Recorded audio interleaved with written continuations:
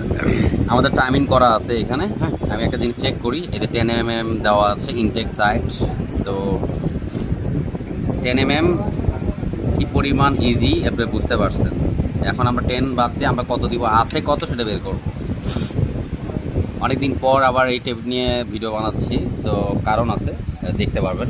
এখানে দেখেন 1, এই যে আমরা এখন 15 দিলাম। হ্যাঁ,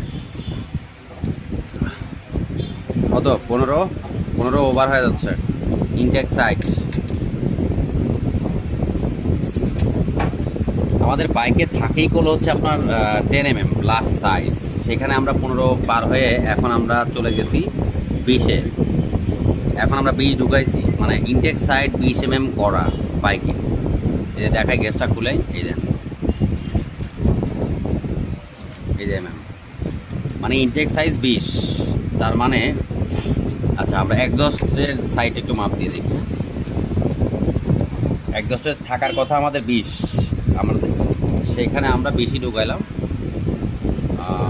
আমাদের গ্যাস 20টা ঢোকে না। আমাদের আছে কত সেটা বের করি।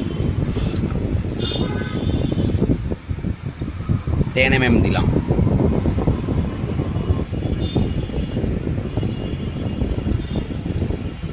আমাদের এটা আছে 12 সামথিং, মানে 10 যদি ঢুকে গেছে, মানে একটু গ্যাপ আছে 12 একজাক্টলি, সেটাও বের করে দিচ্ছি। আছে কত দিয়ে, 15 দিয়ে দেই।